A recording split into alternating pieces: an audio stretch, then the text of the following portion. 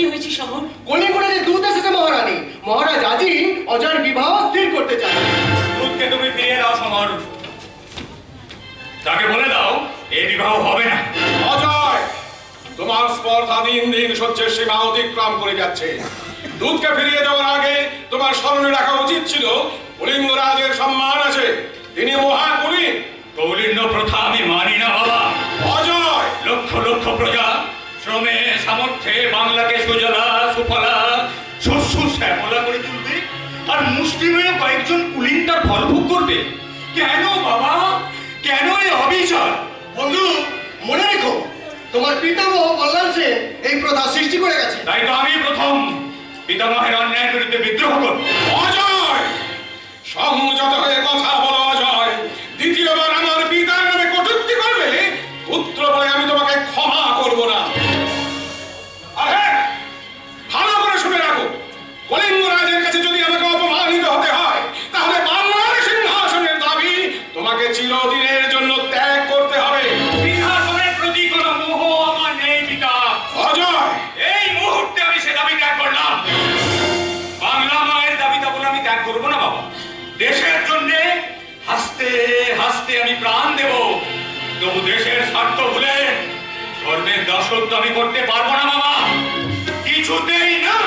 অজয়, অজয় কথা শোন বাবা, যাস না অজয়। আমি ওই কুলাঙ্গার পুত্রের নাম আমার সামনে উচ্চারণ করবে না। মহারাজ, আপনি অজয়কে ক্ষমা করুন মহারাজ। ও শিশুর চেয়েও সরল, ফুলের চেয়েও পবিত্র। আমার মুখ চেয়ে আপনি ওকে ফিরিয়ে আনুন মহারাজ। কাকে ফিরিয়ে নিয়ে আসবো রানী, কাকে ফিরিয়ে নিয়ে আসবো? যে আমার পিতামহের আদর্শকে পদদলিত করে তাকে? আর ওই কুলাঙ্গার পুত্রের জন্য অস্ত্রপাত করতে তোমার লজ্জা করছে না? মায়ের মনকে লজ্জার ভয়ে চুপ করে থাকতে পারে মহারাজ। রানী! আমি যে মা, ধন মান ঐশ্বর্য আমি সব কিছু বলতে পারি মহারাজ, কিন্তু মা ডাকছে আমি বলতে পারবো না। তেমনি পারবো না আপনার ভয়ে আমার এই মায়ের মনকে শান্ত করে রাখতে মহারাজ। আমার এই মায়ের মনকে শান্ত করে রাখতে মহারাজ, মহারাজ, অজয়কে আপনি ভুল বুঝবেন না মহারাজ। আপনি কলিঙ্গ দূতকে অপেক্ষা করতে বলুন, এই বিবাহে অজয়কে আমিই সম্মত করাবো। না মহারাজ, অবাধ্য পুত্রের কাছে আমি কিছুতেই নদী স্বীকার করতে পারবো না। প্রয়োজন হলে আমি তাকে ত্যাগ করবো। শুধু ত্যাগ! হত্যা করতে পারবে না। এসবই জয়দেবের ষড়যন্ত্র। তারই কুবুদ্ধিতে বৈষ্ণবদের সঙ্গে মিশে অজয় আজ বিদ্রোহী হয়ে উঠেছে। আর বিলম্ব নয় লক্ষ্য, অচিরেই বৈষ্ণবদের মূলোৎপাটন করতে হবে, নইলে সোনার বাংলা শ্মশান হয়ে যাবে। লক্ষণ, আদেশ করুন গুরুদেব।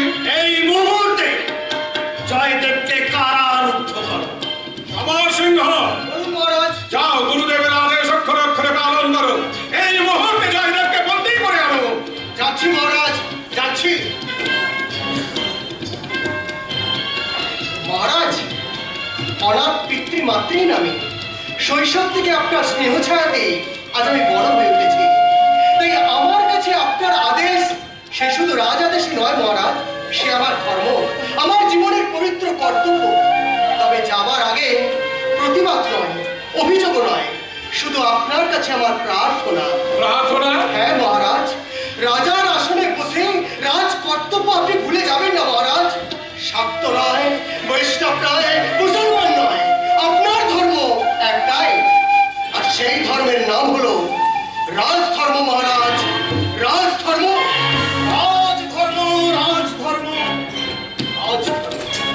গোটা প্রাসাদে আজ বিশ্বাসঘাতকে ভরে গেছে।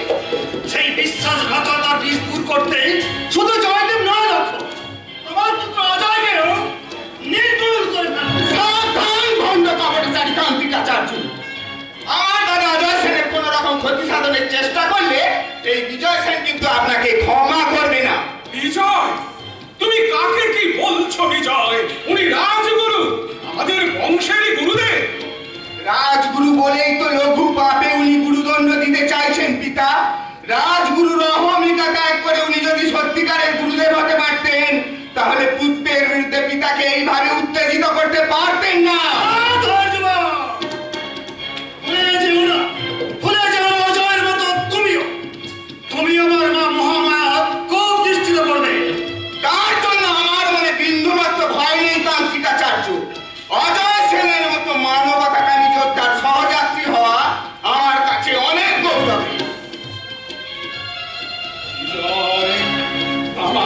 সামনে দাঁড়িয়ে আমার গুরুদেবকে তুমি যদি এইভাবে অসম্মান করো, তাহলে তোমাকে আমি নিজ হস্তে হত্যা করব। তাই করো বাবা, তাই করো। হাই হয়ে দাদার বিরুদ্ধে এত বড় ষড়যন্ত্রের নীরব সাক্ষী হয়ে বেঁচে থাকার চেয়ে মৃত্যু আমার কাছে অনেক বেশি ভালো বাবা, অনেক বেশি ভালো।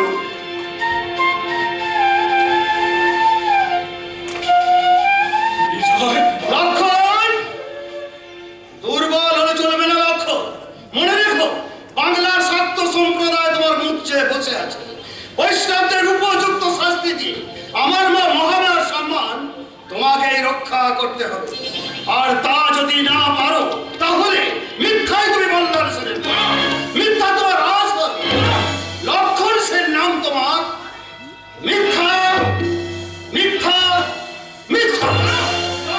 গুরুদেব, গুরুদেব। কি হলো বাবা? দাও, আমাকে মৃত্যু দাও। না, না বিজয় না। আমি তোমাকে ক্ষমা করলাম। হ্যাঁ, তোমাকে ক্ষমা করলেও বৈষ্ণবদের ক্ষমা নেই। আমার